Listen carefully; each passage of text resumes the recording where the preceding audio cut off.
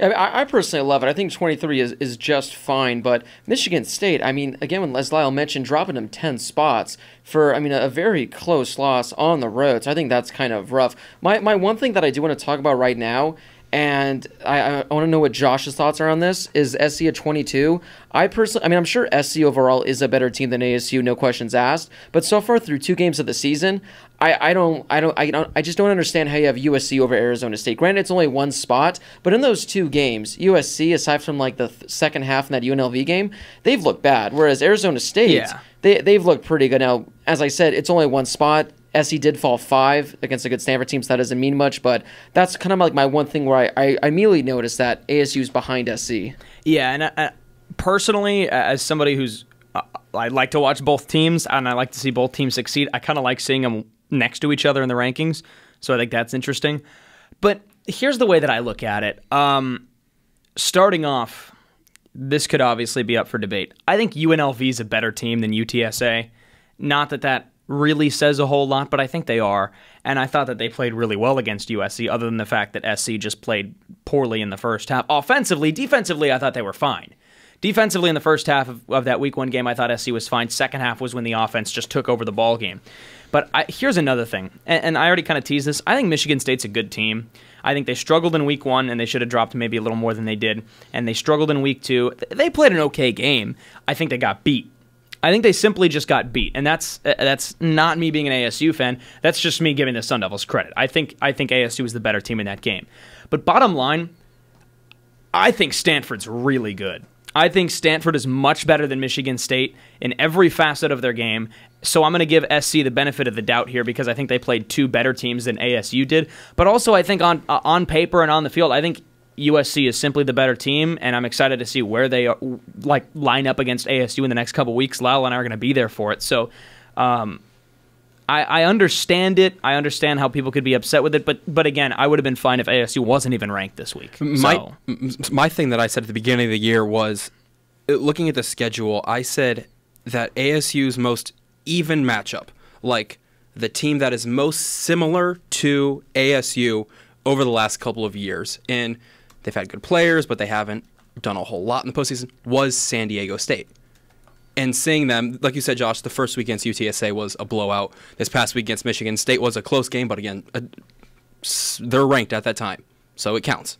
It doesn't matter if they fall off and drop and lose to Kansas. It doesn't matter. It's the most evenly matched game, in my opinion, at least looking at the schedule at the beginning of the year, was going to be against San Diego State. And I'm really looking forward to see how a team that lost its All-American running back and lost some of its top-tier players play against an ASU team that has a new head coach that lost their running backs. Granted, they have a solid core of running backs now, but I'm really looking forward to see how the 2 teams match up because, like I've said 3 or 4 times, I think it's just the most evenly perfect matched game for ASU. I kind of want to stay on the topic of Stanford right now. Now, they do move 1 spot from 10 to 9, which I think is shocking. I mean, they beat a team that SC, I think they're ranked 17th in this game. Now, Notre Dame, they stayed 8.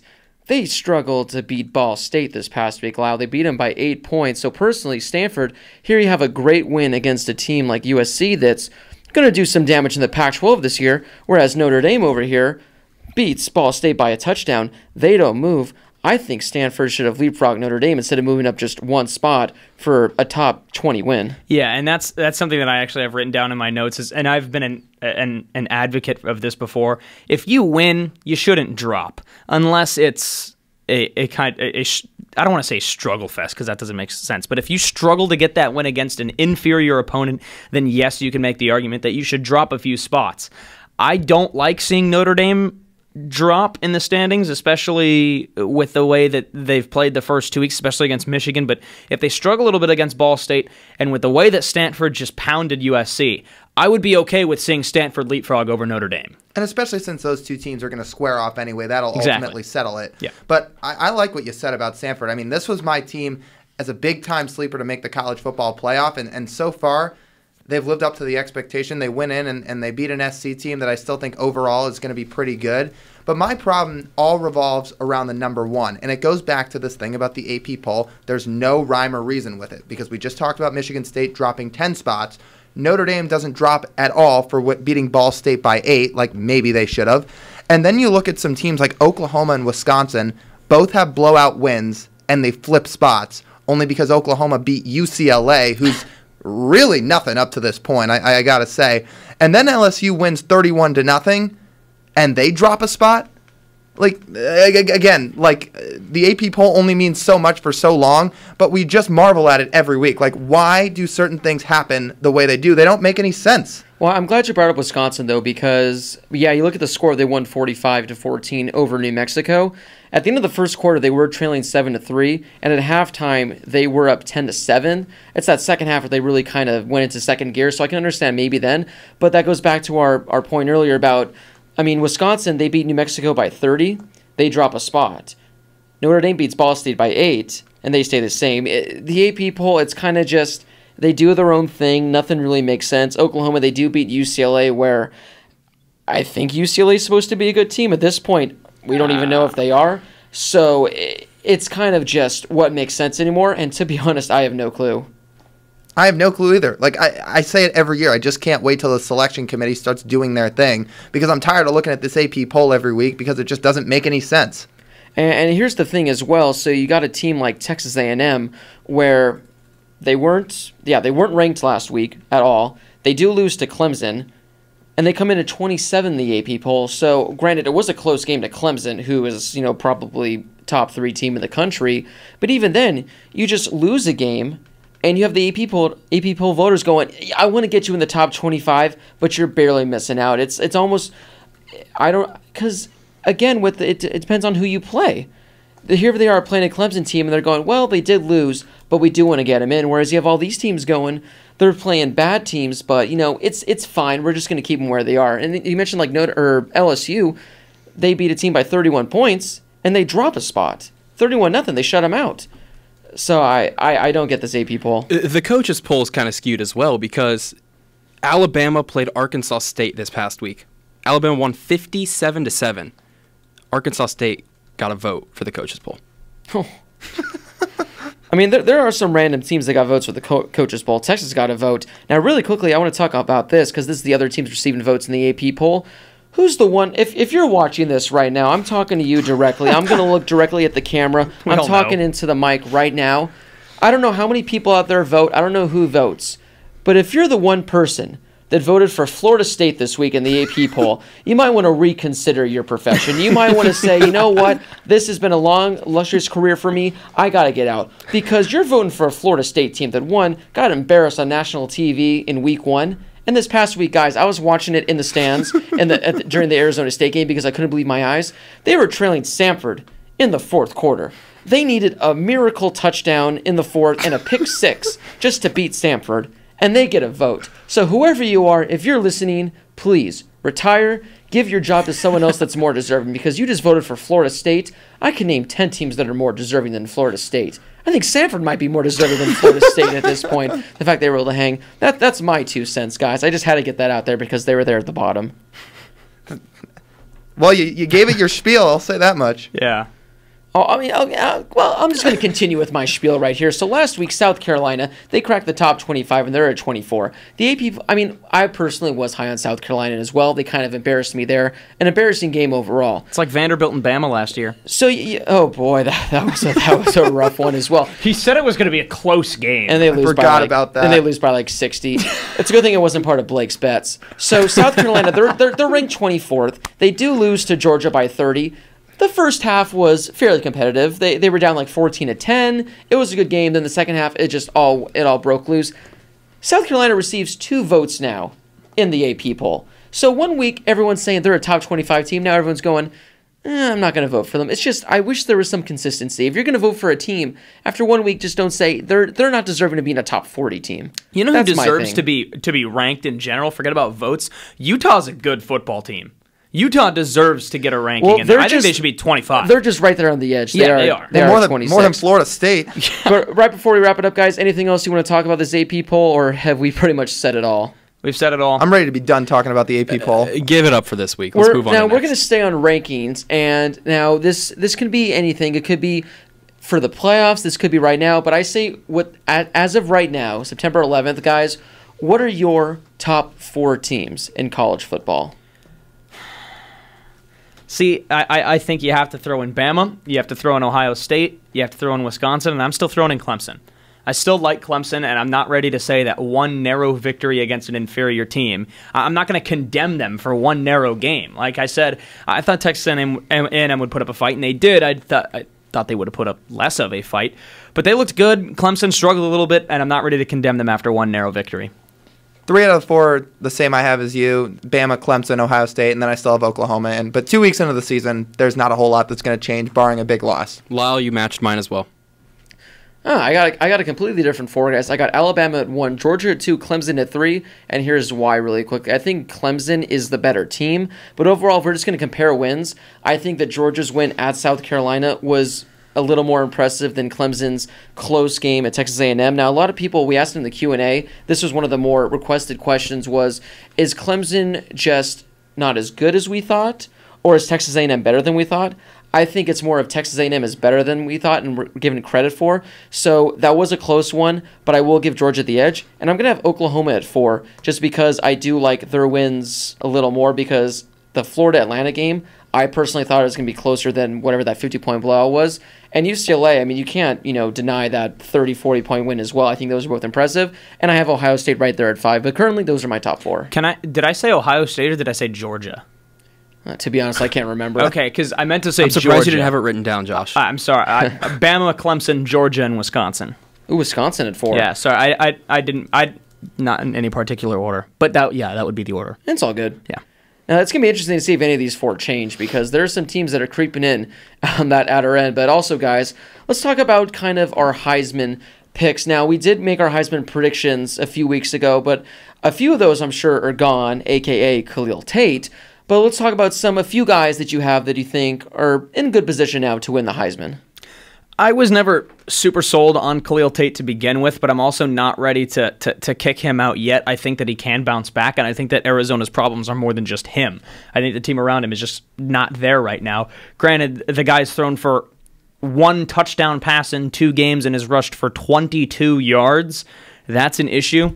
But I still think that he can bounce back, especially if the team's play starts to improve.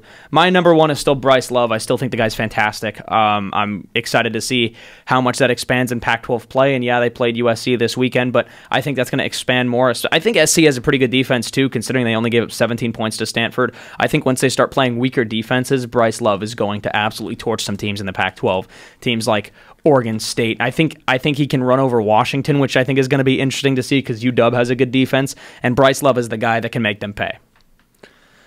My top 3, at least for now, I got Jonathan Taylor at 1, to be honest, because through these first 2 games, he's got 5 touchdowns, just under 400 yards of rushing, and he had 3 in this past week. So he's absolutely tore it up through these first 3 games, so I like him at 1. Will Grier at 2, he's doing everything that people expected him to do. He's right in that upper echelon of the Heisman frontrunners like most people predicted. Then at 3, I think Blake mentioned him once or twice. I didn't have him in my original top 4. I like Drew Lock of Missouri. Drew Lock so far has got 9 total touchdowns, 8 through the air, 1 on the ground, and just under 700 yards of passing. Given we got to see him play some top-tier SEC opponents, but this guy's been lighting it up so far. So those are my top 3 for now. I think Will Grier, for me, is number 1. I had him number 1 at the beginning of the year. I still think he hasn't shown anything to make him not number 1. I think Jonathan Taylor is number 2, and I think Tua is number 3. Oh, I thought you were going to say Tua was number 1 for a second. No, I was going to say said, get Lyle ready. 1, 2, 3. That's right. Yeah. Lyle, I will tell you this real quick. The odds for week 3 odds for Heisman, Tua's number 1. Yeah, I think he's remained number 1 all 3 weeks. Yeah. Now, Lyle, going back to Drew Lock really quick. Is he your starting quarterback in fantasy? He is. That's why. Okay, but he's actually been pretty good. Oh, Has Drew Lock been there for 7 years, 8 years? This is his senior year, but if you want the numbers, he's the second highest fantasy scorer up to this point if we're getting into college football fantasy. Oh, boy. Now, I think also last year he did break the SEC record for most touchdowns in a season. I think you're right. I did have him as one of my sleeper picks earlier in the year, so I do like that pick, but I thought there was going to be a little fantasy bias in there. But, hey, that's okay because it is our own top.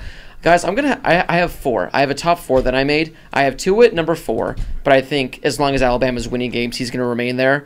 I have Jonathan Taylor at 3 because, arguably right now he is the best running back in the country, and with Wisconsin's schedule, I don't think they're going to lose a game anytime soon, and he's just going to continue to pile on the numbers. And number 2, here's the name you guys did not mention, and that is the Ohio State quarterback, Dwayne Haskins. Dwayne Haskins. He has a 79% completion percentage, 546 yards, and 9 touchdowns already. Now, I don't like to look too into numbers, but when you're completing 80% of your passes, now granted, it was against Oregon State, and then who was it they played this past week?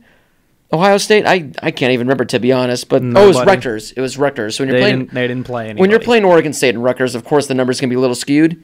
And I'm doing this now, guys. I'm making my #1 Heisman favorite right now. I said it last week, and I'll say it again. The country is sleeping on this guy, mainly because the country is asleep when this guy plays, and that is Cole McDonald, the Hawaii quarterback.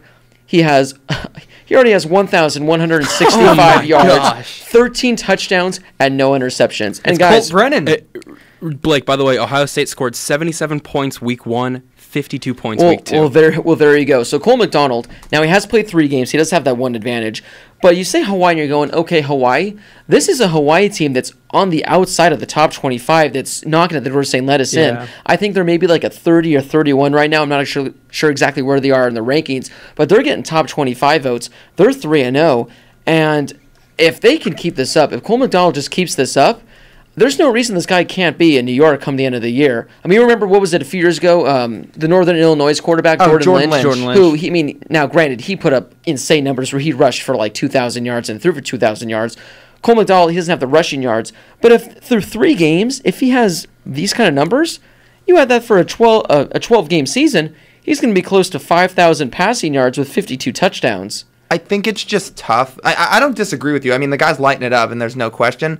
I think it's just tough for these small school guys, of course, to really make their name. I mean, even you look at last year. Remember Riley Ferguson from Memphis? He threw for just under 4,300 yards and had 44 total touchdowns, and he didn't go to New York. I don't even think he was near the voting. So Cole McDonald, he's been great, but I think he needs some national attention to really get him in the spotlight. I do think the only chance he has is for Hawaii to go undefeated. Or somehow they maybe squeak by with 1 loss. Yeah, and that's essentially what Northern Illinois did in Jordan Lynch's year. And the sad thing is, guys, this past weekend I was actually talking with Cole McDonald about coming on the show. But I guess Hawaii has some sort of strict rules where, players can't do interviews. I mean, that sounds awfully familiar. But so we almost got Cole to be on the show. Unfortunate, but he said he'll give it a listen this week. And thanks for showing him all the love. But guys, it's time now to dive into the games. He just heard me call him, quote, the Hawaiian dude. So hopefully he didn't hear that. Is he even from Hawaii? He's from La Habra, California. Oh, okay. Hey, but all right, guys, it's time to dig into all the games from this past week. Now there were some memorable games, not for what the outcome was, but for the significance of the games. But of course, where else can we start than Arizona State and Michigan State? Guys, it was, for the first half, I don't want to say boring, but it was an uneventful half. It was 3-0. It was a great defensive battle. Oh, it was boring. Oh, I was on the call, and in my highlights, there's a punt. Not a punt down at the 1-yard line, not a blocked punt, not a punt return touchdown. A punt that was fair caught at the 20-yard line was in my broadcast reel. You hate to see it. Because the game was so boring. All right, I thought you were about to say the game is exciting. I thought you were too. That game was awful. Yeah, I mean, for the first half it was boring. Second half picked up, and then ASU in that fourth quarter just turned it on. Yeah. But, I mean, overall, you look at the numbers, and this was the one that stood out to me when Lyle talked to me after the game, is that Manny Wilkins threw for nearly 400 yards, which was just very under the radar. Number 2, my biggest takeaway, was that LJ Scott, who we talked about last week being kind of like the difference maker. I was talking to my highlight makers before the game. They said, good luck for ASU containing LJ Scott. This guy, it turns out, Lyle told me earlier, he got injured like on the first or second play in the second half, and he didn't come back. I don't know if you guys noticed that from the booth. Yeah, but so it was Connor Hayward that was getting a lot of the touches in the second half. So he was non-existent, and then, of course, ASU in that fourth quarter, they just turned it on. That final drive was perfectly called by Herm. I mean, some of the best clock management I had seen in college football as a whole in a long. He ran down 4 minutes. I was honestly, saying, I thought he made Mark D'Antonio look like an absolute fool. Can we all real made quick him look like a fool? Also, speaking of clock management, going into halftime, Michigan State runs down the clock and calls a timeout with 1 second after taking a knee. Did you notice that? Mm-hmm. Do you know why? I heard why. It was apparently because it takes forever for the coordinators to get down to the locker room, right? What Herm was saying in his post-game press conference was he thought Michigan State wanted to extend halftime because it was so hot and the guys were so tired that they just wanted to get as much time as they could for a break. That makes sense. But either way, we were all upset. But Oh, I mean, overall, guys, a fantastic game. But, I mean, Josh, I'll start with you. What was probably, I guess, your biggest takeaway from the game, aside from, the great dub? Yeah, I think the play calling was huge, especially towards the end, the clock management. I want to give credit to Manny Wilkins, because remember what one of my hot takes was on our first episode was I thought Manny Wilkins could finish top 3 in the conference in passing, and I still think he can. And I know he gets a lot of hate from a lot of fans. I don't think he's a bad quarterback at all. I think you give him an offensive line that'll block for him, he's gotten that through 2 games. How many times has he been sacked these last 2 games? Off the top of my head, I want to say once. Did he get sacked once last game? Because he didn't get sacked against UTSA. But after that, he missed a couple of deep balls, but that touchdown pass to Manny Wilkins in the corner of the end zone could not have been a better throw. And then after that, he threw for 380 yards. He was very efficient, with the exception of 4 deep balls where he overthrew his receivers. And then the interception, the receiver wasn't even looking at him. And he was open, too. It was just it was a miscommunication. I was right there in front of the receiver. He just didn't turn his head around. Yeah. Brandon Ayuk was the receiver, and he just didn't look. The defense was so unbelievably crucial to this game because we've been here for 3 years, and this is our 3rd year, and we have not seen a consistent ASU defense. Even last year, the middle portion of the season when they beat UW, they shut out Utah, and then eventually they lost to USC. In a 3-game stint heading up to that USC game, the defense is what was winning games for ASU, and we had never seen that before. And the ASU defense entirely won that game for ASU on Saturday. I mean, that was unreal. I really had no idea they had that in them. And that was really impressive. I mean, you got to look at Merlin Robertson. You want to talk about the defense. This kid's a freshman, and in his 2nd game, he just got named National Defensive Player of the Week. I mean, this kid had an absolute amazing game. But I think the biggest takeaway for me from this game is there's still a lot ASU can build on, which I think is a good thing because there was a lot of things that they didn't do so well. For as many things as they did do well in this game, like the defense, like the just under 400 yards of passing from Manny Wilkins, there was a lot of things that didn't go their way. They were lucky that they recovered a couple of loose fumbles. There was obviously the touchdown pass late in the game. They were very lucky in that first half when Michigan State was driving and Tautalatasi comes up with the interception because that could have led to some points. So there was a lot of things in this game that ASU maybe didn't do as well as they would have liked, yet they still come up with a win against the top 15 team who's almost always a Big Ten powerhouse. So the running game wasn't great, but for the most part, ASU, you got to absolutely love this because they can still build on things. Herm Edwards is not letting his players get too high, and I think they're only going to improve as this season goes on. But this is a major stepping stone and a really great one, no doubt. Josh, you mentioned this earlier. You said Manny could finish, top 3 in passing yards in the Pac-12? Well, he's currently 3rd. Yep. Number 1, Gardner Minshew. Number 2, Steven Montez. And number 3, Manny Wilkins. So he's up there, and he's only 115 yards back from first place. Yep. 45 yards back from 2nd. So he's been poised, is the best word I can use to describe him. When last year he was under pressure, he would just run. He'd look to run. Yes, he's done that still this year. He does his classic Manny Wilkins hurdle, but he's been much more calm. He's staying in the pocket longer, and he's looking down for a check down receiver. Because I think he knows, not bashing any of the receivers from the last couple of years, but I think he knows he has better receivers this year. Mm-hmm. Nikhil obviously is going to be his number 1 target every time. And last year when he didn't have Nikhil, he'd do one quick check down and then he'd run. This year he's going dropping back to pass, doesn't have Nikhil, tries to find Eno Benjamin in the backfield, finds a tight end, finds a receiver on a shorter route. So he's taking a lot more time. And like you said, that's credit to the offensive line. I'm not sure. I think he may have been sacked once. I'm trying to find that, but I can't see an instance where I saw Manny Wilkins got sacked once, maybe at the most. Really quickly, you mentioned the checkdowns to Eno Benjamin. I think that was the one play in the game that stood out to me. Is on that final drive in the 4th quarter. It was a 3rd and 8, pretty deep in their own territory, and they draw up a play. It was just a little screen pass, a little check down to Eno Benjamin, and he picks up a first down. I think he evaded one tackle, and it kept the drive alive. And you look at that play and say, if that doesn't happen, who knows the results of the game for that matter. So the little things like that, it was pretty good. I have one more point also. Like we said, this was a totally under-the-radar play, and I don't wish this upon anybody, injuries, but the punter for Michigan State getting injured and having the backup quarterback come in to be the punter. Obviously, you don't know what the punt would have been originally, but that was a huge point in the game where not your regular punter, who was booming punts, by the way, for Michigan State, gets hurt on a penalty on Michigan State, so your backup quarterback has to come in and punt. So I think that was an overlooked play in the game. I agree. And also, I mean, finally, the call now, Josh, we are sad that you didn't get that fourth quarter call. We were hoping it was you. But the call for the fourth quarter was phenomenal. If you were listening online, you got a great call. But if you didn't, here it is really quickly. The Sun Devils knock off number 15 Michigan State. The kick is up. The kick is good. Down goes Sparta. The Sun Devils have knocked off Michigan State tonight. The locomotive is leaving the station. The Herm train has arrived in Tempe. Shout out my boy Matt Lively. Had a lot of fun working with him on the broadcast.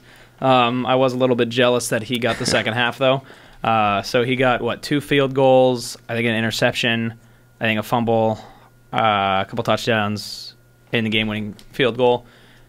I got a Michigan State field goal, and I got that punt. Oh, that great punt. But yeah, overall, fantastic game. They wouldn't let us rush. Now, really quickly, guys, before we move on to the next game, I just want to have a quick discussion. What do you think the requirements are for a student section or just the stadium to rush the field? Because I was thinking about this during the game, and I mean, I made up my thought.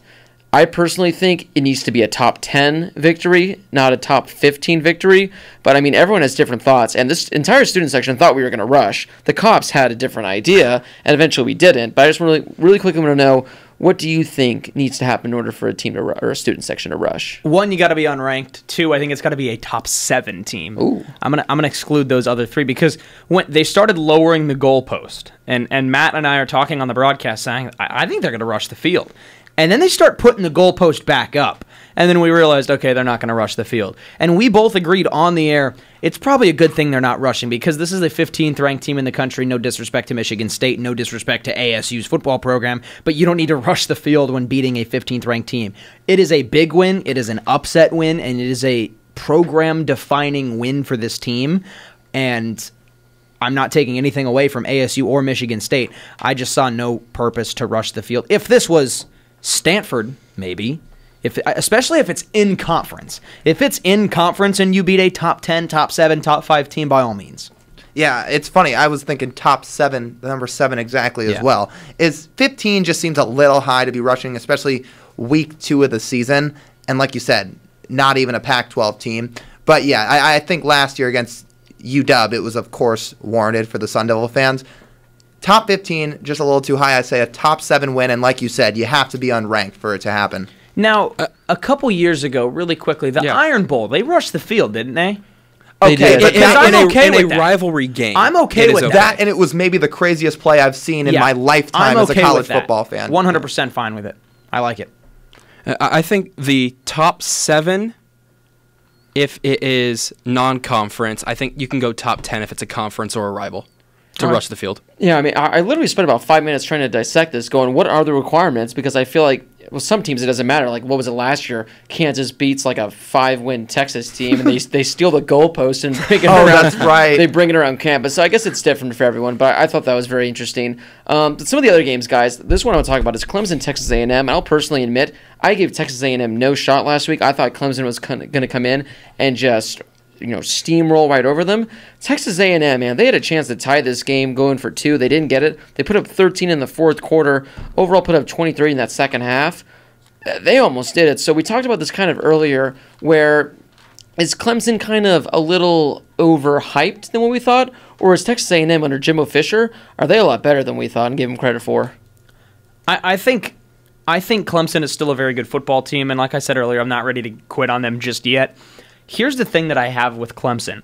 I think they're going to bounce back really strong after this game because, so keep in mind, this Clemson-Texas A&M game is the primetime ESPN game. Arizona State is immediately after. So I'm sitting in the booth. We've got our TV screens above us, and we have ESPN on watching the end of this Clemson-Texas A&M game. But we're ready to go on the air. Like, we've already been given the signal that from the radio booth that we're sitting in right now, they are ready to send it out to us to take the game. And as we're getting our 30-second countdown, this game's ending up above us. So as I go in to start my opening monologue, I look up and I see the game's over. I thought A&M pulled it out at the end. With the way that Clemson left the field, it looked like they had lost. So that's why I think this is a 2-point win over Texas A&M. This doesn't feel like a win for Clemson.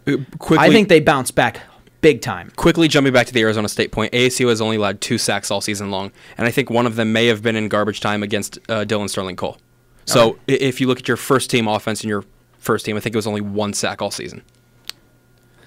Well, going back to this Clemson A&M game, I mean, first off, I think you have to look at the play of Kellen Mond, who we saw a little bit of last year, specifically in that UCLA game where A&M blew that huge lead the first week of the season.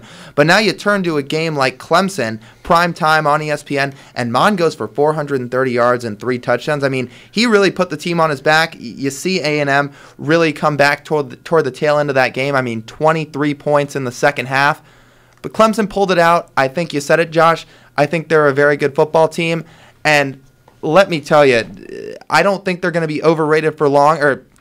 I'll phrase it like this. I think they're overrated with, maybe I'm going to get scrutinized for this, with Kelly Bryant under center. Because let me tell you, he only played 3 drives, but Trevor Lawrence, he's coming. Like, he played in 3 drives, but he made this unbelievable sideline pass down the left seam, receiver goes up and grabs it, 61-yard touchdown. This is first play in. He comes in and throws an absolute dime of a touchdown. It looks like Clemson's going to pull away.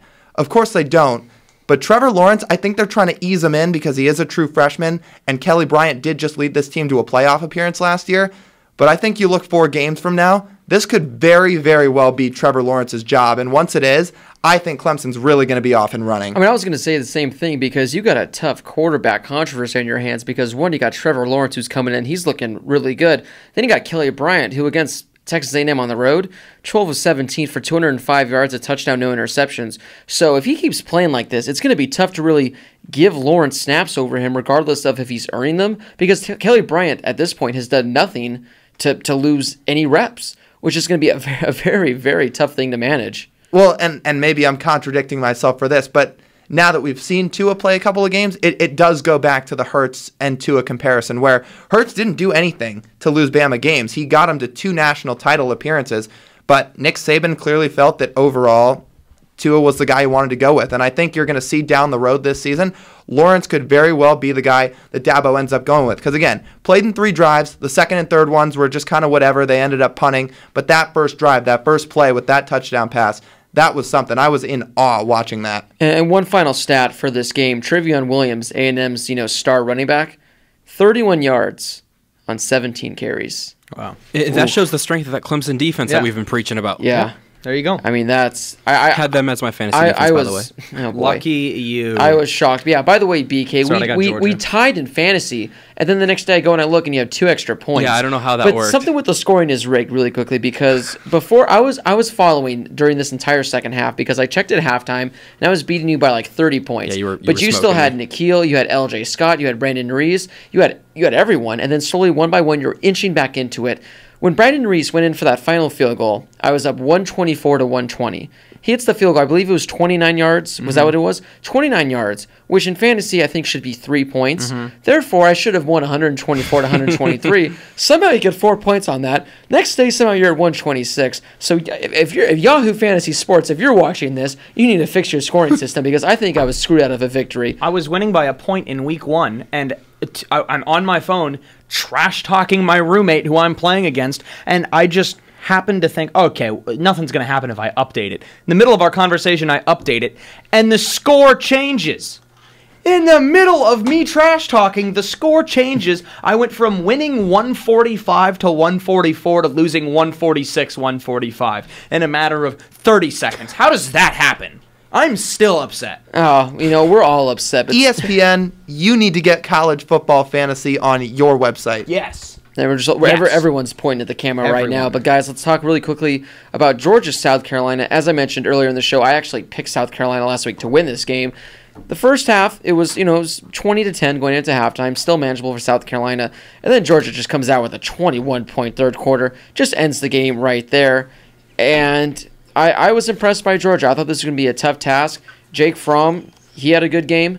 only threw one interception, only threw the ball 18 times. That was kind of odd as well. The amount of people that rushed for Georgia is insane. I'm looking at some guy that got 9 carries, we got 12 carries, we got 7 carries, we got 11 carries. They were just running the ball all over the place that game. That some guy you mentioned. Well, I didn't look at the names. I just looked at who got the carries. That's Evander Holyfield's son, Elijah. Really? Is it really? Yeah. Well, there Elijah, you go. he got some carries last year behind. I mean, obviously that running back core was loaded last year, but Swift and Holyfield, they're the guys now. The team ran 52 times compared to throwing the ball 18, or actually 19 times. Justin Fields came in for 1 throw, which I thought was very interesting. But yeah, man, Georgia, they're legit. Yeah, the This is a defense is good team. fantastic. I'm guessing he came in for what? He came in for one play. You said the quarterback, another quarterback. Justin Fields. I'm guessing the starting quarterback's helmet popped off, and you have to come out for a play. Well, Probably. Fields is also the #1 recruit in the whole Yeah, country. but so- one play, that seems... Well, maybe he was out for more than... I mean, then again, because I didn't catch the second half because I was watching other games, so maybe he was out there and they were just running the ball every play. It could have been a helmet thing, though. You're right. So maybe that's the deal. But yeah, my biggest takeaway was, man, I don't think South Carolina, is that bad. I just think South Carolina got Georgia on a bad day. Georgia beat them in every single aspect of that football game. Every way. Like, you can come out to this ASU game and say, oh, well, I thought the defense was better for Michigan State, or I thought ASU's special teams was better. Whatever. You can pick your little thing. Georgia beat them in every single way. Yeah, I couldn't agree more. And it helps when you have so many guys that can run the ball. I mean, you look at Holyfield and Swift and all these guys, and then you look to that defense. They were just lights out. I mean, they allowed a couple of points in the first quarter. They allowed that one touchdown and then one late in the fourth. But for about 40 straight minutes of that game, they were pretty locked down. Now this is kind of a fun one, guys. Kentucky, Florida. You see the Kentucky beats Florida, you're not thinking anything of it. Well, this is the first time, and I believe 31 or 30 years. So 30 years that Kentucky has beaten Florida. This game was so embarrassing for Florida that moments after the game ended, a player from Florida announced he's transferring. Yeah. This is actually true. I don't know what the name of the player is, but he came out and said, "I'm transferring because I just don't like what's going on here." And the best part is that everyone on Florida the week before was coming out saying, "I'm guaranteeing we're beating them again. This is going to happen." Kentucky comes out, they beat them by 11 points, mainly due to a 14-point third quarter because they were trailing at the end of halftime. It was running back Darius Lemons. Running back Darius Lemons that transferred. Darius Lemons, and this could have been a what do you call it? A spelling bee name right there, Darius Lemons. He didn't play either. He didn't play that. Well, that's probably why he transferred. But, I mean, how about that? 30 years. My favorite part, I don't know if you guys saw this, was after the game. It was like an on-field camera. I think it was one of the linebackers or something. He takes 2 water bottles. Just 2 Gatorades. Pounds, or was the Gatorades? Pounds them Stone Cold together, Steve stone Austin. colds it, as if it was another beverage.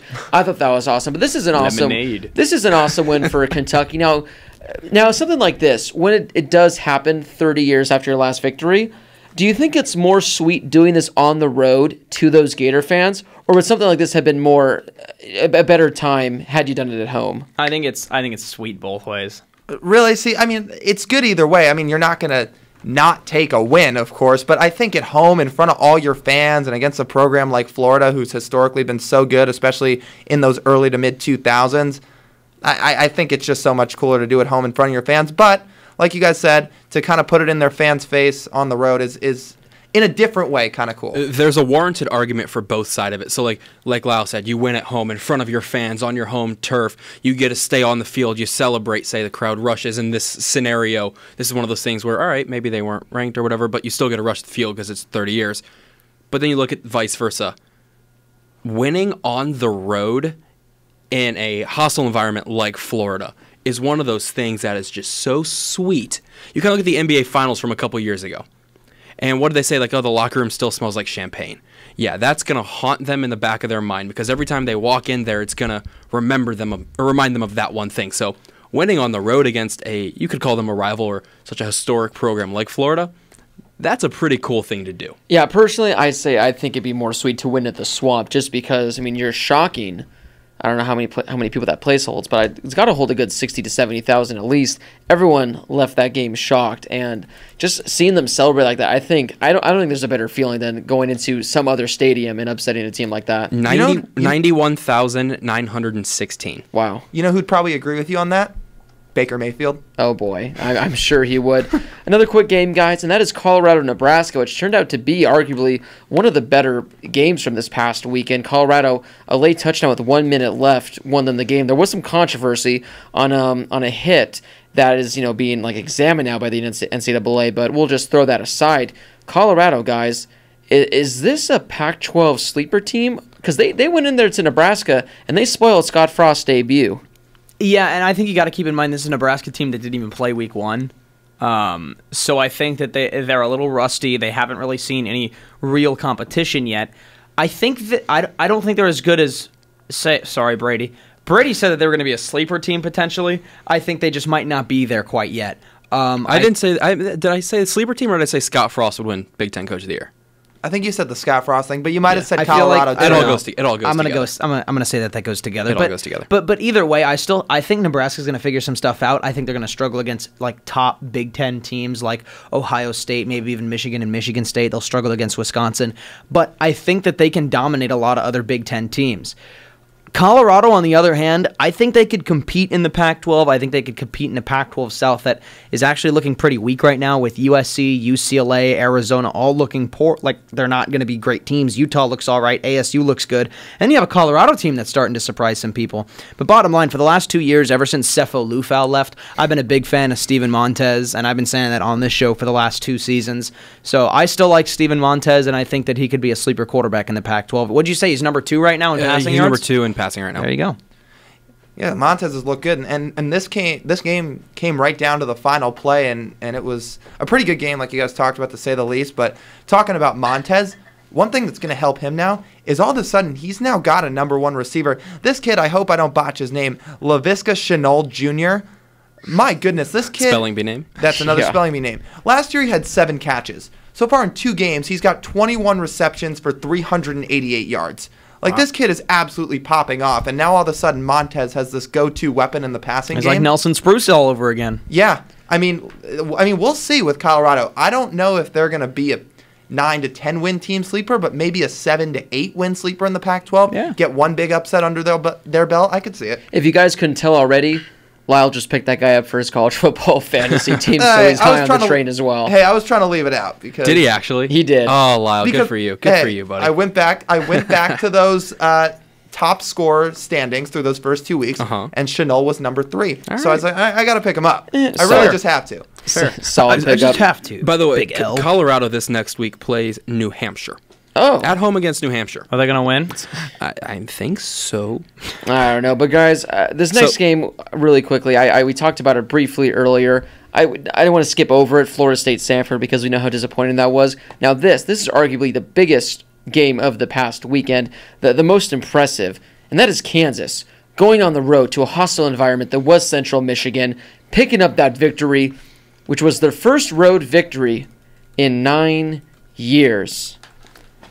9 years they went without a road victory, which I found absolutely shocking. There wasn't one cupcake team they went and beat. There wasn't some big, Big 10 game or Big 12 game. I can't even remember what conference they're in where they just didn't have it. 9 years that they didn't win a road game. 46 games. 46 games.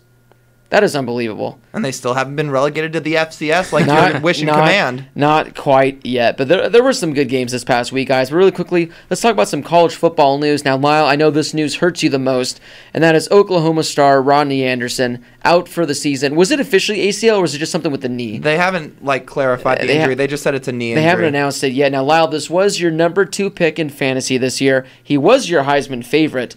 So, I mean, you're probably suffering more than anyone in this room. How are you doing, bud? I mean, I'm all right. I did pick him number 2 overall, but it's more tough on Rodney than anybody else. I mean, this is a guy who now is suffering his... It is tough on John. him. Oh, okay.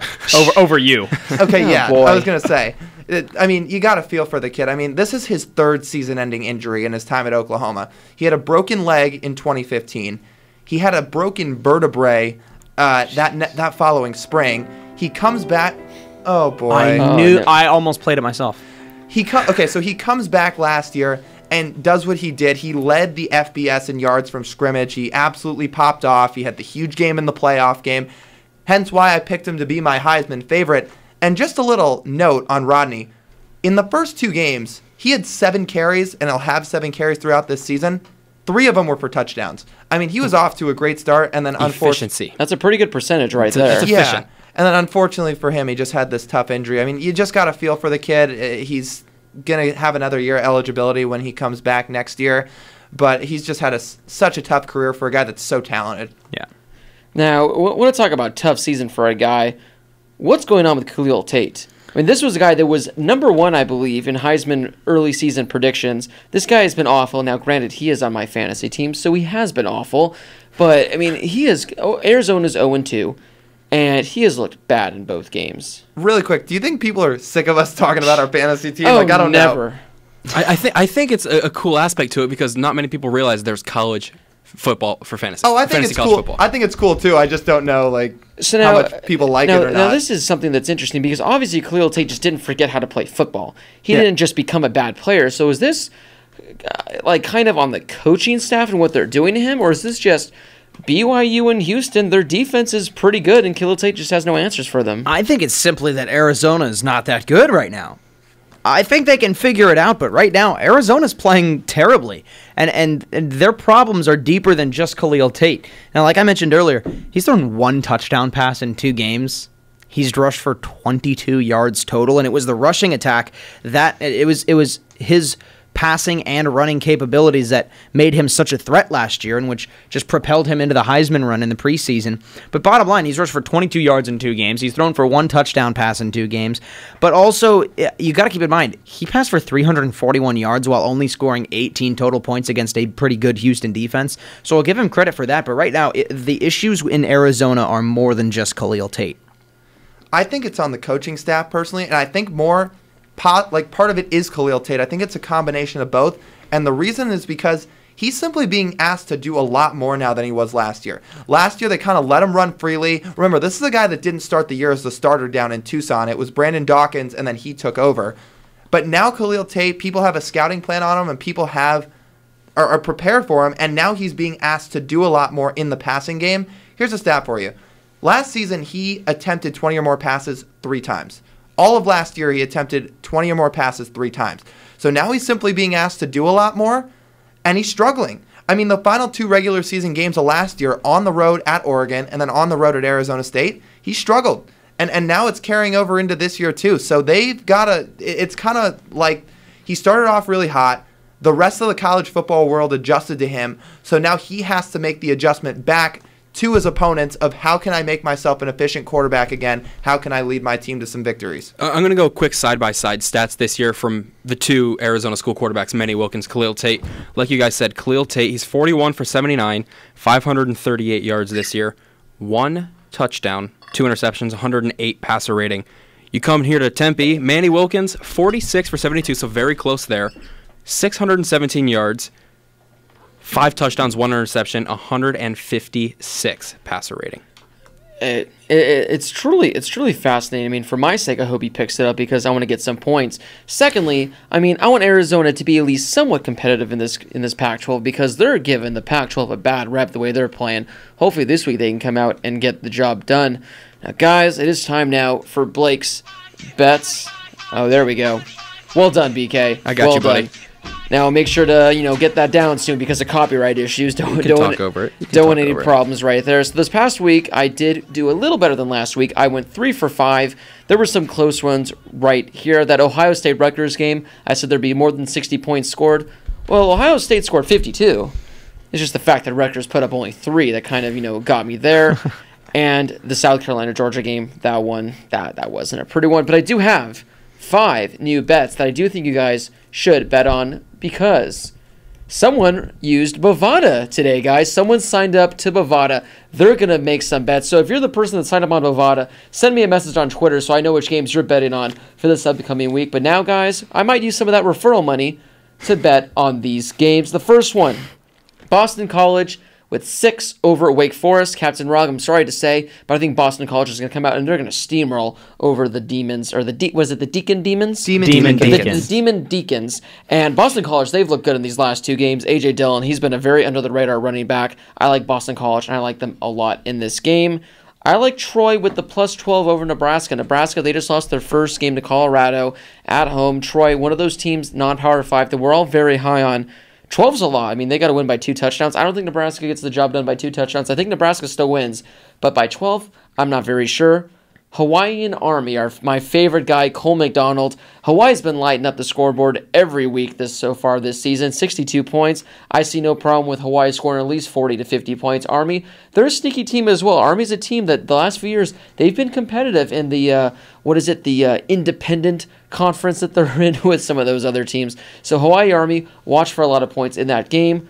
LSU and Auburn. Auburn's favored by 9 in this one. As we've seen when SEC teams like this play one another, they're often very competitive in close games. LSU, they've been impressive this year. Auburn, can they win by 9? I'm not so sure. I like LSU with the +9. And my final one, a very nice Oregon and San Jose State game. That's a mouthful right there.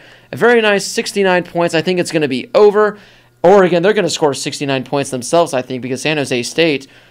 If there's any San Jose State fans watching this, I do apologize for what's about to take place at Autzen this week because it is not going to be pretty. Justin Herbert, I wish he was on my fantasy team because he's going to throw for about 6 or 7 touchdowns in this game. And those are my 5 Blake's Bets of the Week, boys. All right. I like them. So hopefully I'm 5 for 10 so far in the year. Hopefully I can get to above 50% and continue to ride out this momentum. But guys, it's time to get into the Q&A for this week's episode. As always, if you follow us on Twitter, you're going to get top priority over questions, so make sure to follow us on Twitter at the HHShow_. Don't forget that underscore, because I'm sure a lot of people forget about that underscore. I forget about that underscore sometimes. Don't you think it just pops up in the search bar? Nah, well, we'll have to wait and see, because there's another HH show. Oh.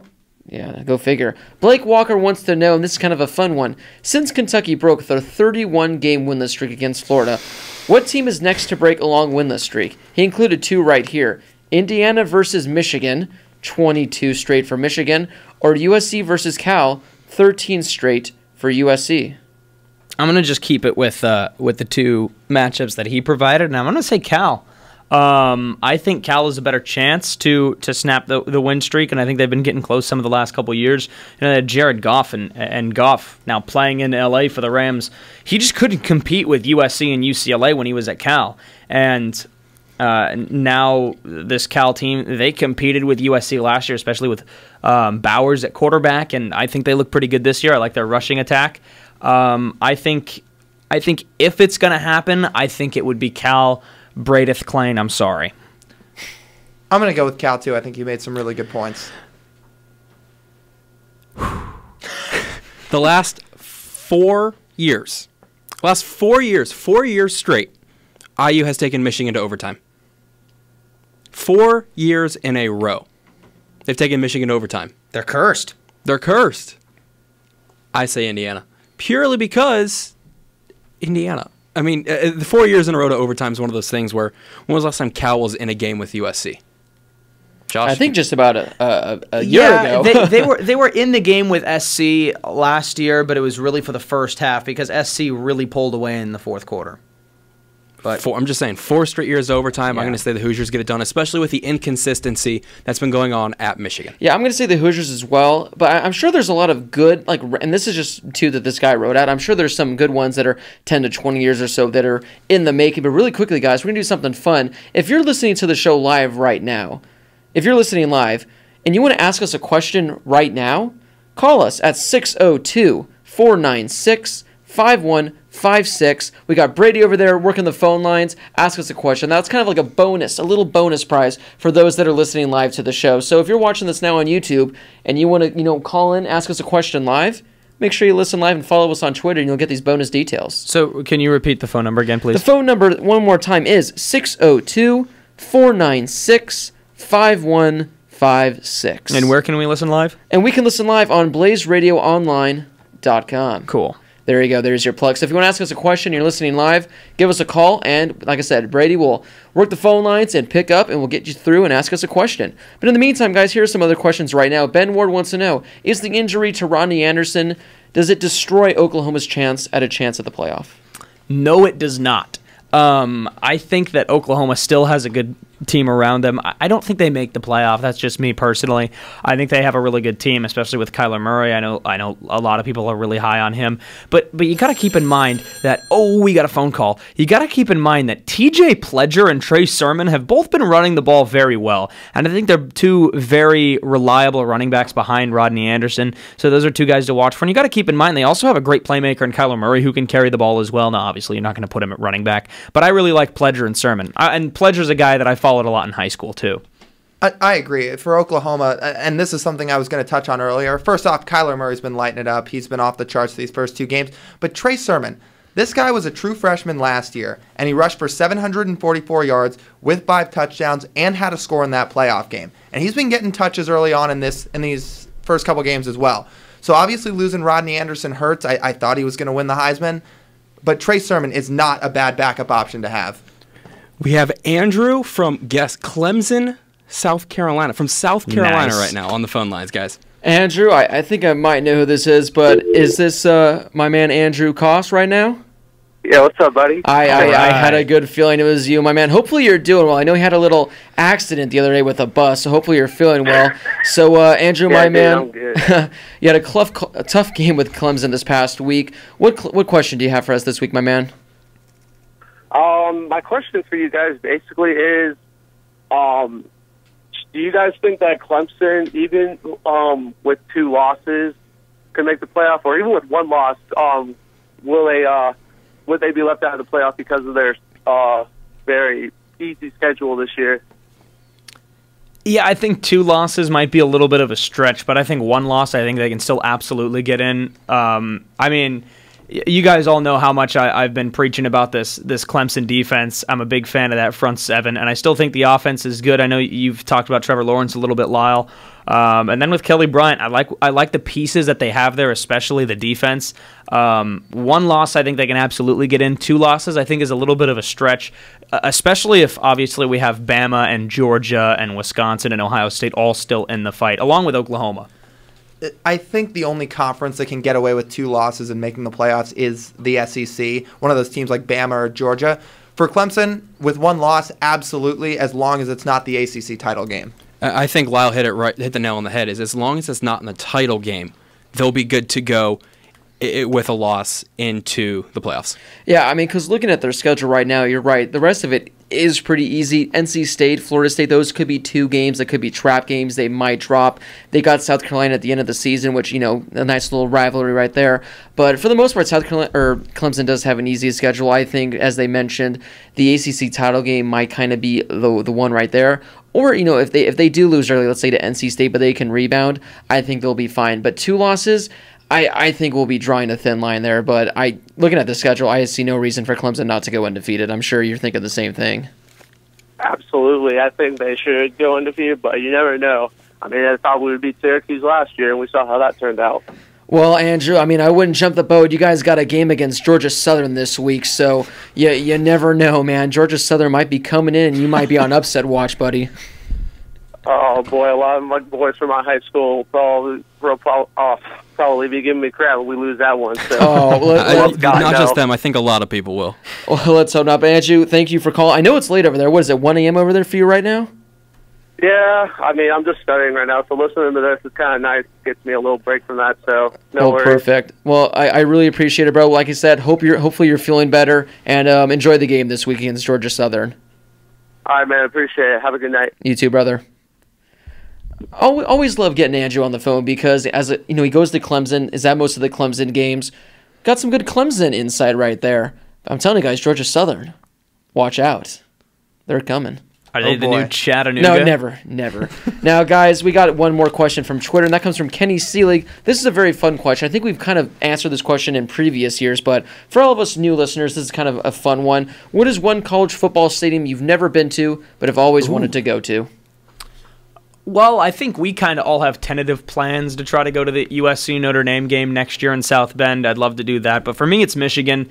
When I was a kid, it's kind of tough now because college student, I'm just tired all the time.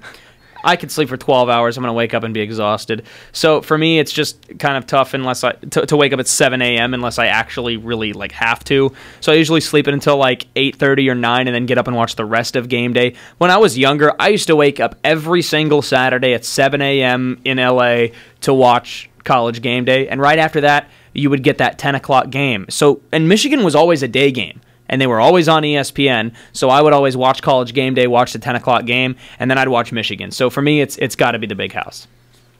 I would say the Coliseum in Notre Dame, but since within the next year and a half or so, I think I'm going to be able to check those off my list, hopefully with a majority of you guys. I'm not going to use those as my two. The two I want to say, Penn State and LSU.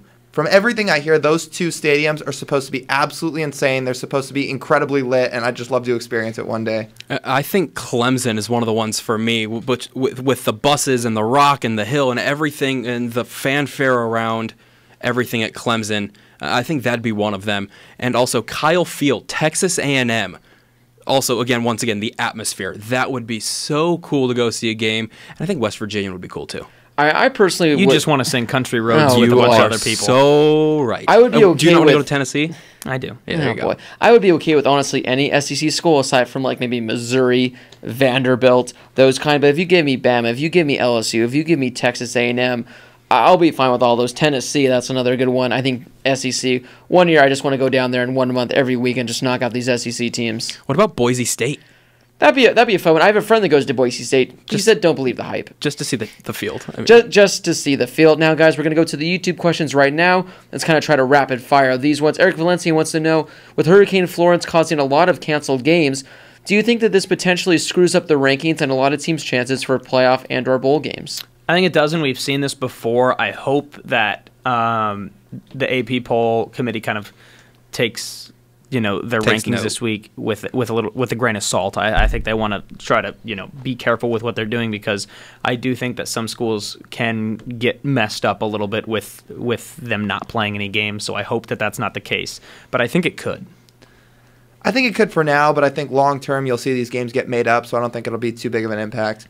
It could, but you guys remember last year, same scenario happened. Miami had one or two of their games get canceled. I think Florida State was the same way. So they were, like you said, Josh, they were taken with a grain of salt. So it could, but I don't think it will be much of a movement if, say, Miami ends up not playing or one of those higher ranked teams ends up not playing. So it won't be much movement if that case scenario. I want to know if, because I know one of the games this week is West Virginia, NC State, and I'm sure it's difficult on such short notice, but obviously it's really tough to make up games in college football.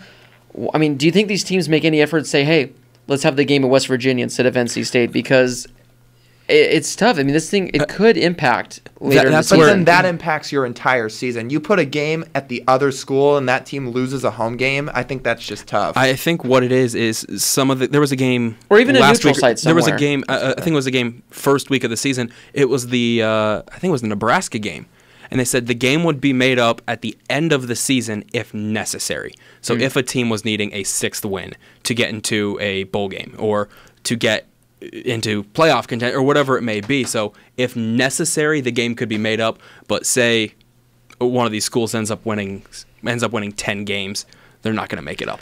Kyle Siegel wants to know, which of the 3 big Florida schools has the best opportunity to bounce back? Miami, Florida State, and Florida. Now, he's not including UCF because, they are the reigning national champions. I'm going to say Miami. I think they have more weapons than both teams. I think Florida State is not very good, and I think the coaching is not there. I don't think Florida's very good, and I think that Miami could be decent. So I think that they have a better chance of bouncing back, especially if they have more offensive and defensive threats. I second that. I'd say Miami. Florida and Florida State have been abysmal through these first 2 weeks, and I don't think the ceiling's too high for either of those schools. While I think Miami could still win 9 games. I think Miami's up in there. I think we're pretty much going to be unanimous unless Blake throws us a curveball and we take an inside pitch and do whatever. But Blake likes FAU. Dude, I don't know. I mean, But, by the Florida way- International, dude, those Panthers, I think they can come and get a 10-win season. No, in all honesty, though, I think Miami's real the quick, team. Miami's new turnover chain. Did you guys see that? Yeah, what's I it think cost? it costs like $100? I think it costs like $90,000. Nearly $100,000. Some crazy stat. Here's a fun one, guys. Matthew McKeon wants to know that if there ever is going to be a Power 6, if there's ever a conference added, what teams would you like to include in the new conference? So we have to create a whole conference? We don't have to create one. Just name like 2 or 3 teams you want to add to the conference. They can be FBS teams. They can be some FCS teams. It's going to be the new Power 6. We'll call it the Big Sky, and there's going to be teams like UC Davis, Cal Poly. This is not a power. Eastern Washington. No, Oh. I mean, I don't think there's going to be a Power 6, but Boise State would be a part of it. Boise State. I mean, if you want to count Notre Dame, maybe San Diego State. There would need to be conference realignment, though. Well, right. Some of those teams. I'm just going to skip my answer. I have a question for you guys. So, Blake, you can answer this, and I have a question, actually, for the Q&A. All right. So you can answer this from. Well, I mean, it'd be fun. You know, you take like a Boise State, Notre Dame, throw in like a North Dakota State, get some FCS teams in there, some James Madison, obviously like a San Diego State, maybe a Fresno State. But as Josh mentioned, this would have to be a lot of conference realignment because this thing could get tough. But Brady, you want to ask us a question for the Q&A, so what is it? So this past offseason in college football, I believe it was the NCAA as a whole, said you have to win 6 games. It may have been a couple conferences. Whatever it was, like you have to win 6 games. In some cases, there aren't enough teams that have won 6 games.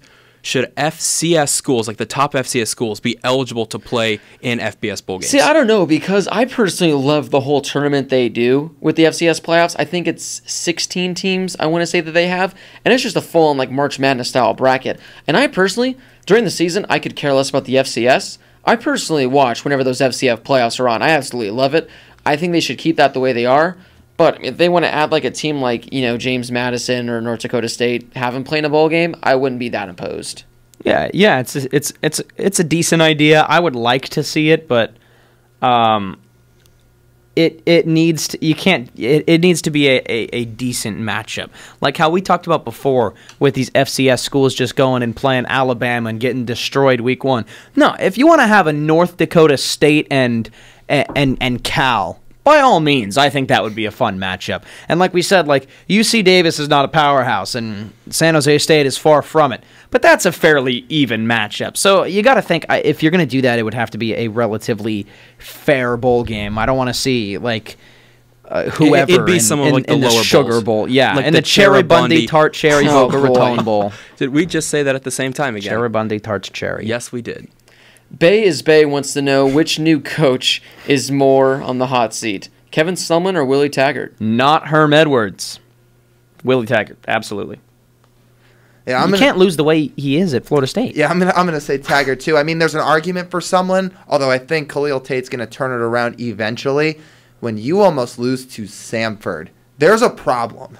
So I'm gonna say Taggart. I'm going to say Taggart, and Josh, you said it.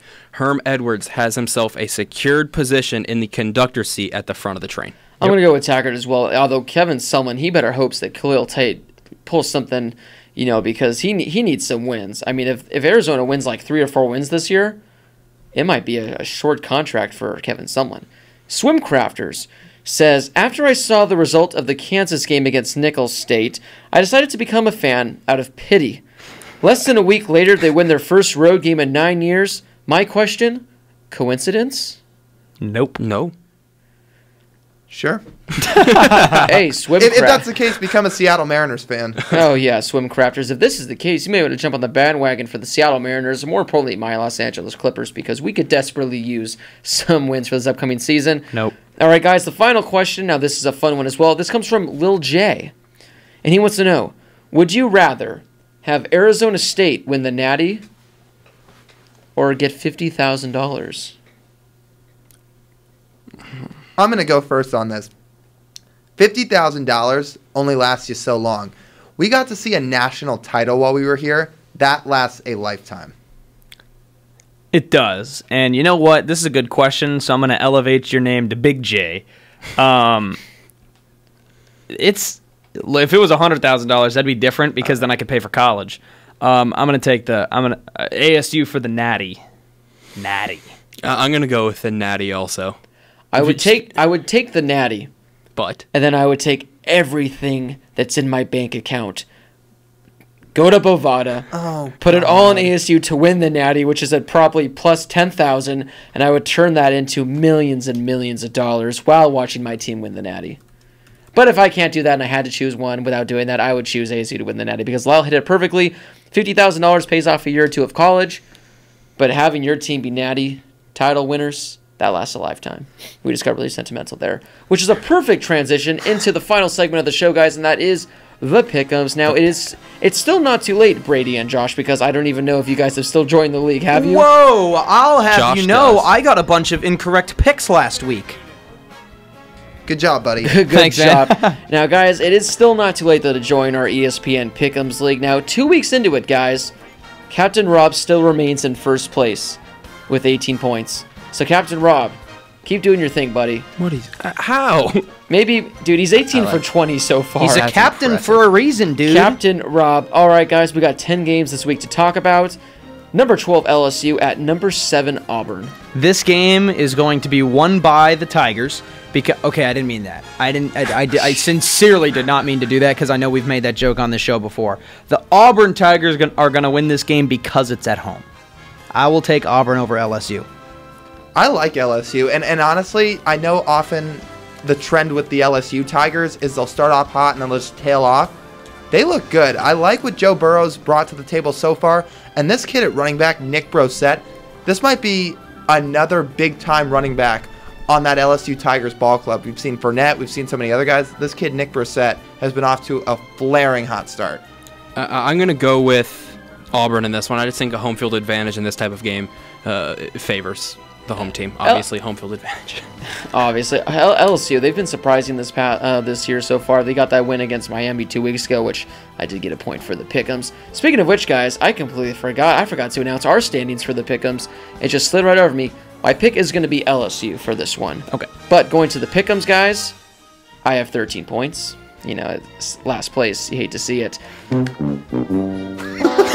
Oh my goodness, that was well done, Brady. Well done. You've been waiting. On I've that been one waiting all for that show. for a while. Tied for second place Again. is Lyle and Brady with 14 points, and Josh is leapfrogged into first with 15 points. Don't forget who won last year. That's a crown on It's a my very, head. very fairly early season. Let's not get ahead of ourselves. As the great Lee Corso once said, not so fast, my friends.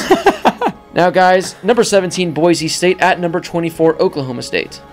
This is the toughest game. Blake sent us our pick'ems earlier. I had no idea who I was going to take in this one. I'm going to take Oklahoma State in a very slim game, a slim victory. Boise State, I think they've played better teams. I don't think either team has really played a relevant opponent yet. Boise State beat Troy, and Troy was good last year. I'm going to take Oklahoma State simply because I think the Power 5 is going to take down Group of 5 in this matchup. I think it's just a little bit more experience. I'll take the Cowboys. I like Oklahoma State too. It's in Stillwater. This is going to be the toughest opponent Boise State sees all year, and they really haven't played this level of competition yet in this season, obviously. I mean, Troy was a decent opponent, but nothing like the Oklahoma State Cowboys. So I got to go with Oklahoma State. I'm going with the Broncos. You know why, Lyle? Because why not? Because why not? I really want to take Boise State in this game. It seems like this is right where Boise State wants to be, on the road against a team like this, where they're just going to shock everyone and do it. I am going to go with Oklahoma State, but although I do want the point, I'm going to be pulling for Boise State in this one, guys, because we love these upsets of these Group of 5 teams over the Power 5 teams.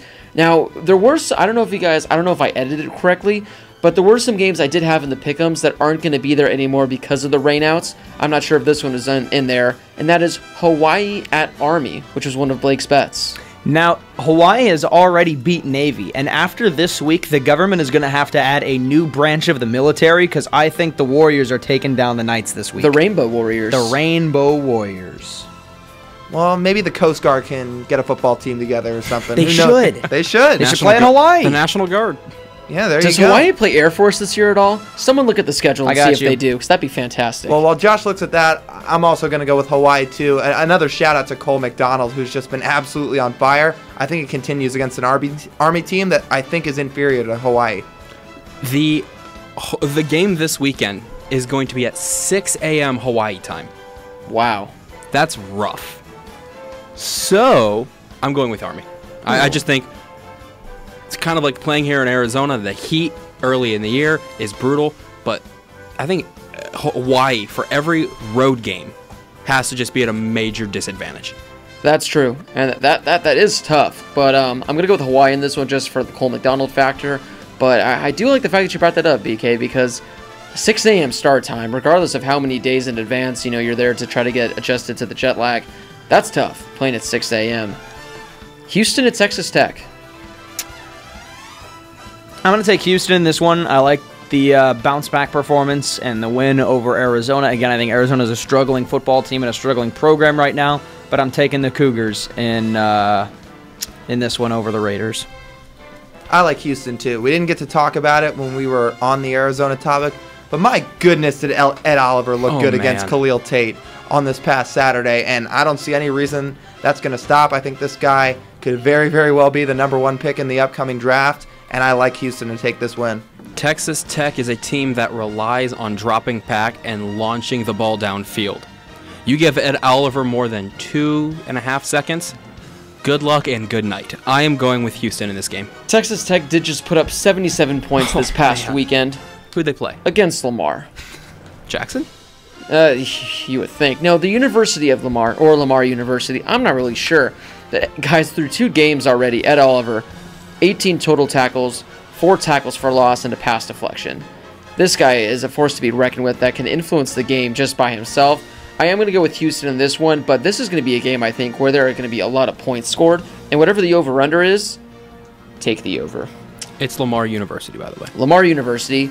Duke at Baylor. Guys, Baylor already has 2 wins. I think that's more than they had last year. Yeah, also, Air Force and Hawaii do not play this year. Oh, darn it. I'm going to take Duke in this one simply just because it's so hard to take Baylor at this point. I know they have 2 wins already, but it's just really hard for me to buy in right now. If this was 2 years ago, I'd be buying in, but I can't hop on board with Baylor right now. I am going to go with Baylor. I think the fact that it's at home, Big 12 school, they can put up a lot of points. I like the Bears in this one. I like the Bears in this one as well. I'm conflicted because, as we all know, I do like Duke. The university, not the basketball team. Fond memories there. I do like the Baylor Bears at home in this one. I think, now granted, they're not going to be a Big 12 competitor anytime soon, but I think this is a team that might finish around the 6, 7, 8 win mark. I'm going to go with the Bears. I almost went to Baylor. Oh, I made the right choice. Really quick counter story to that I'm telling for my friend Blake here. He was once at a club with Grayson Allen, and Grayson Allen gave him the cold shoulder. He did. It's a Grayson Allen. I remember. How have we not heard this story? I've told the story many times. I've heard it. I've never heard it. I'll just tell the story really quickly. Didn't that happen with Joe Mixon? It was a nice cold evening at the University of Duke, and I was at a club called University. Shooters. Oh, jeez, I really need to learn this stuff.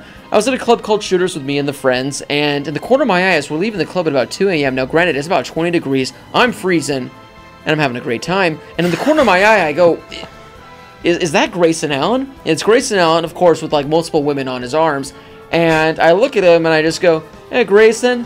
And he just gives me the stink eye, and there's my Grayson Allen story. And then he threw a tantrum on the bench. Then he tried tripping me on the way to the car.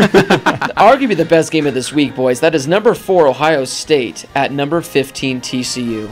I'm taking the Buckeyes. This is their last game without Urban Meyer. I think TCU will put up a fight, especially through the first half, but I think the Buckeyes pull it out in the end. That's my explanation for a lot of games.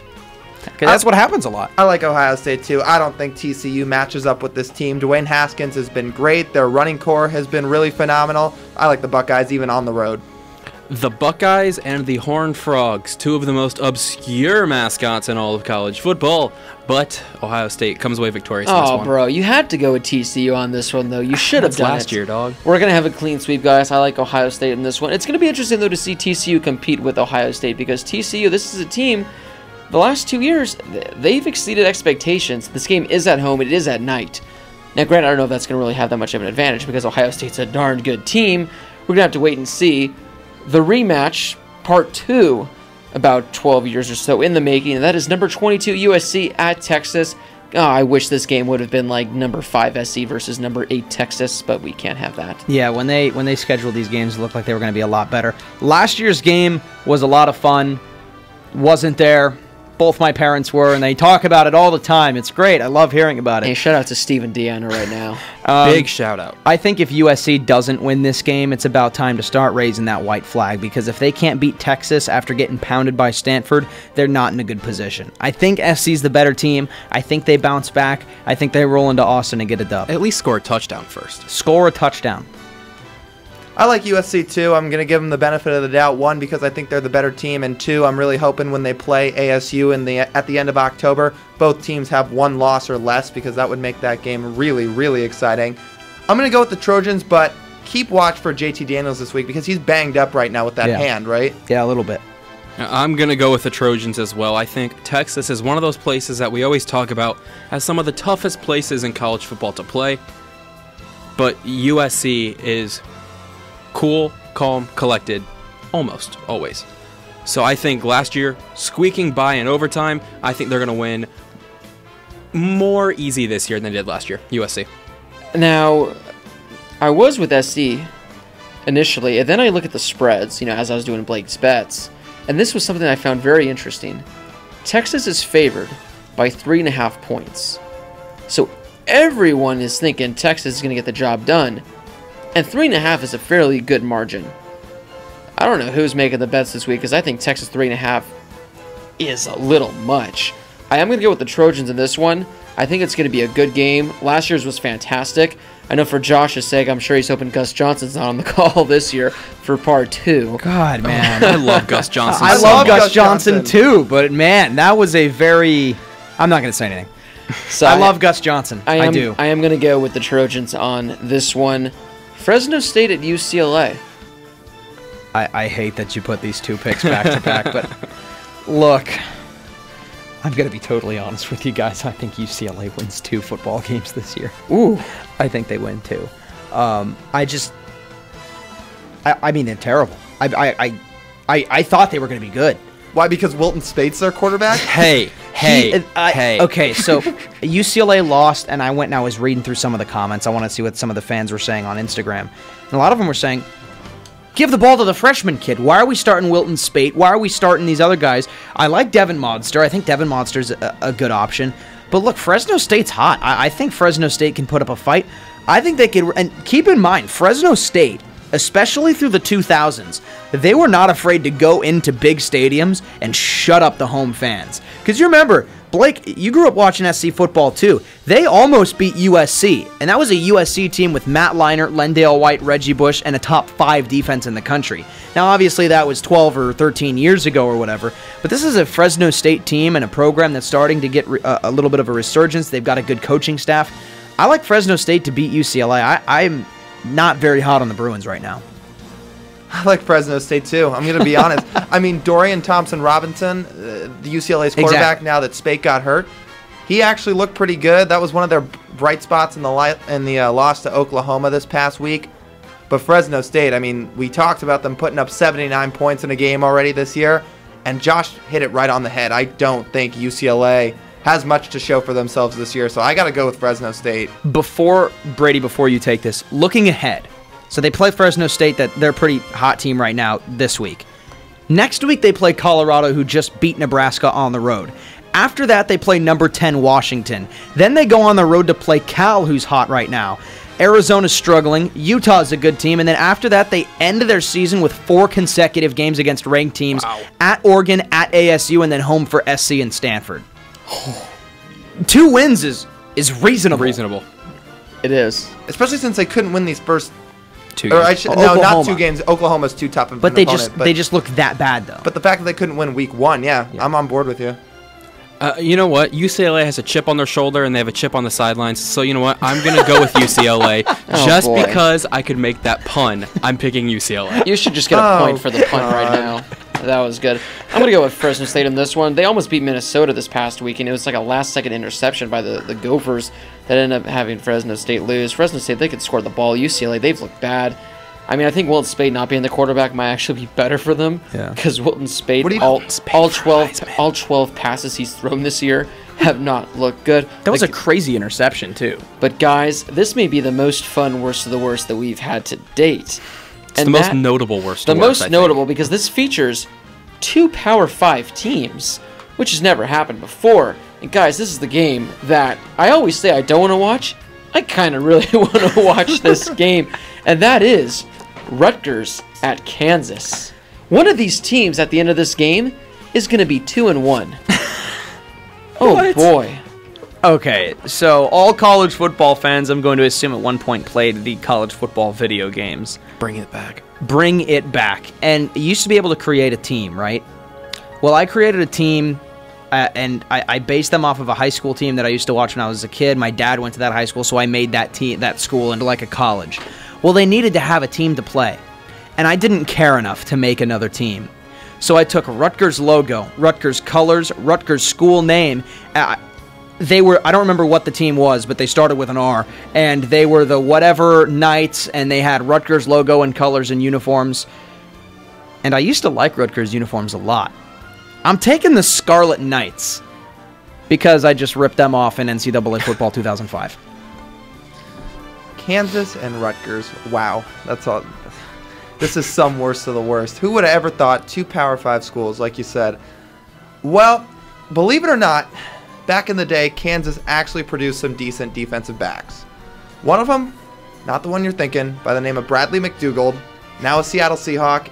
In week 1, they lost, but he had 2 interceptions. I'm going with Kansas. Shout out to you, Bradley McDougald. Keep doing your thing. You're doing just fine in place of Cam Chancellor. You know, Kansas is a good basketball school. They lost to Arizona State last year. They did. Rutgers is not a good basketball school and didn't play Arizona State last year. They did. With that being said, having nothing to do at all with my picks, I'm going to go with Rutgers because I like Rutgers in this game because they are red. Oh, and did you like and, find and, some and, red guy. And the blood of the Jayhawks will run red in Kansas. I don't know. Rutgers. Is this what that 7-year-old said that you were talking to before we started the show? Did you ask him, hey, for this pick'em, tell me what to say? Yeah. Is that what he said? That's what it was. I should have known. Guys, I think Rutgers is the better team in this one, but I have to root for Kansas. For Kansas to have a 2-game winning streak, at some point this would be miraculous. For them to go on the road, win a game, and then for them to come home to win the game, that would be phenomenal. And are we getting a question right now? Wait, we're getting a Q&A question right now. You know what? We're going to skip the pick'ems. Well, we're going to continue the pick'ems, but we're going to go right into this caller's question whenever Brady gets us to go. How about this? I guess they probably check Twitter, or we're just on like a 30-minute delay right now. Yeah. One of the two. It might be very far behind right now. Who was it? Andrew was on earlier? It was Andrew that was on earlier. Andrew. What was that? Sorry, I was answering the phone. Oh, no, we were just talking to one another. Oh, all right. Well, we got Steven from Washington on the phone right now. Steven from Washington, how are you doing tonight, my man? I'm doing swell. How are you? We are doing fantastic. Now, really quickly, Steven, first off, I know Lyle has a question for you. My question is, who's your team? UW. The Huskies. So what part of Washington are you from? From Olympia. Okay. Kirkland. Just south of Seattle, yeah. All right, we got some Washington representatives in the house. All right, Steven, my man, what is your question for us tonight? Well, I don't have a Huskies question, but I do have a question about Texas A&M. I have a couple questions. All right, let's hear it. First of all, do you think that it is kind of a crime that Texas A&M didn't make the AP poll in the top 25 after that impressive performance against Clemson, even though they lost? Well, we were kind of... second question. Continue. Oh, sorry. My second question is, do you think that Kelly Mond, if he continues to play well, especially if he plays well against Bama in a couple weeks, do you think he could be a dark horse in the Heisman race? Well, to answer the first one, we were kind of talking about it earlier, and for Texas A&M, they weren't ranked last week, so it's kind of tough to really lose a game and then find yourself in the rankings. For me personally, I think what they showed against Clemson, they're obviously a top 25 team. I just think, like I mentioned, it's tough for the AP poll voters to kind of have them go from not ranked to ranked after losing a game. But I think if this A&M team keeps it up, they're going to find themselves in the top 25 in no time. In regards to your second question, I know Lyle, he was talking about it earlier, so I think he can hit that one right perfectly. Yeah, for Kelly Mond, I mean, he just had a huge game against Clemson, and obviously A&M didn't come up with the win. But we've seen it. You go and play a team like Alabama. If Texas A&M finds a way to win that game and Mond really goes off, there's no reason he couldn't only be a dark horse for the Heisman, but all of a sudden get his name into the real talks for it, too. I mean, we saw it with Johnny Manziel all those years ago. He wasn't, people didn't talk about him a whole lot until he went in and beat Bama, and all of a sudden, few weeks later, he goes on and wins the Heisman. So Kelly Mond finds a way to beat Alabama. He's absolutely in the Heisman talk. Texas A&M got the second most votes of teams not ranked in the top 25. So first was Utah with 92, second was A&M with 90. So they're right there. Yeah, I mean, I think no doubt probably in a week or two they'll find themselves in the top 25. But I also mentioned earlier that game I was impressed, and I think Texas A&M. I kind of wrote Jimbo Fisher off coming into the season because Texas A&M, they've kind of let us down the last few years. But I think Jimbo Fisher's got something brewing there at Texas A&M, and especially with these recruits they've been getting over the last few months, I think this is a team that's going to be one of those under the radar teams that's going to come in hot out of nowhere. But A&M, as you mentioned, I think in a week or two they'll find themselves in the top 25. Yeah, I think so too. Thanks for taking my question. And also, I'm going to be at Husky Stadium against the Sun Devils, so I'm looking forward to that game too. Oh, I'll be there too. I'll be How there about as well. that? Yeah, let's go. We're literally sending about 10 of our ASU friends down there to cover it. So, hey, if Lyle and Brady are somewhere near you, we'll try to have you meet up for a photo or something. Of course, man. Love the show. Thanks for taking my call. Hey, of course, man, of course. Enjoy the game in what is it, 2 weeks? 2 weeks from now, 2 right? weeks, yeah. 2 weeks. Enjoy the game, brother. Yeah, thanks, man. All right, so we got a guy from Washington, we got a guy from Clemson. This whole callers thing's a great idea, guys. Attaboy, Blake. I'm glad I thought of it. And it's a good thing too that he was able to get us right before the show ended, because that would have been a bummer if he's calling the show and we're like not there. I can't believe he didn't even. I took credit for that, and no one stopped me. He almost did it perfectly. We got one Q&A left before he called in, which honestly transitions. All right, decently. guys, Brady, you can cue that music again because we got one pick'em left. Number 23, Arizona State at San Diego State. Some of you guys are traveling down to San Diego this weekend. I personally don't know if my Wi-Fi is just bad or if I haven't checked my mailbox. I didn't really get an invite, but that's okay because you guys are going to have fun. Well, Josh isn't going. He's going to a wedding, so that's okay. Guys, who wins the game? Well, I'm going to be at my cousin's wedding. Sorry, Danielle. I'll have headphones in through part of it because I'll be listening to USC Texas and ASU San Diego State. Last year was a trap game. San Diego State looked really good, and then they beat Stanford a week later. So all the credit in the world to the Aztecs last year.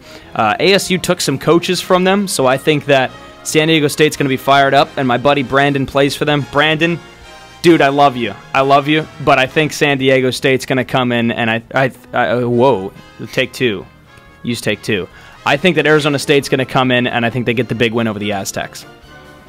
Look, San Diego State just lost their starting quarterback for 3 to 6 weeks. They got another defensive tackle that's going to be out for about that same time period.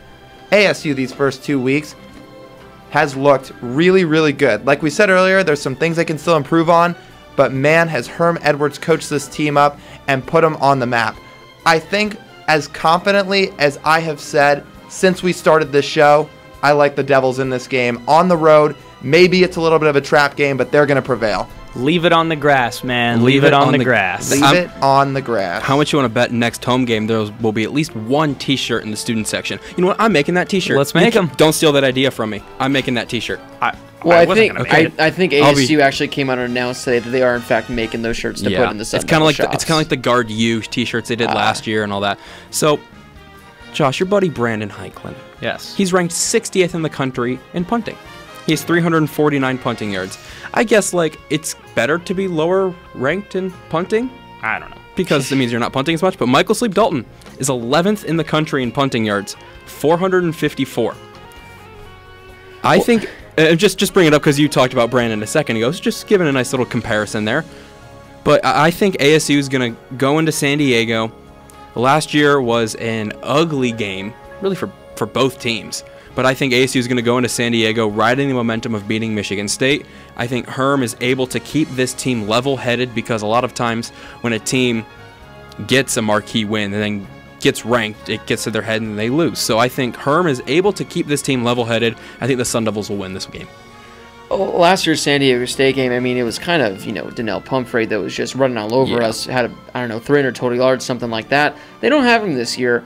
This was a game that months and months and months ago when I looked at the schedule, I thought this is going to be a trap game. This is a game that I could see them losing, especially coming after Michigan State.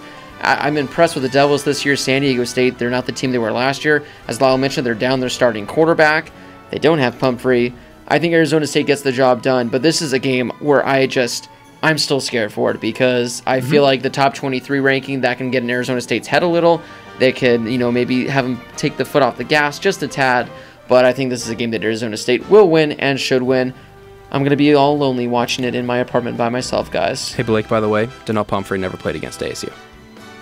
Rashad Penny. That's right. I don't even know. I was thinking Pumphrey. It's already The year before. It just seems like it was Pumphrey was just in college football. It was 2 years ago. Brandon How about that? Heiklin's name is misspelled on the NCAA website. You hate to see it. Thanks Poor for that, kid. BK. Hey, you got it, buddy. Donnell Pumphrey.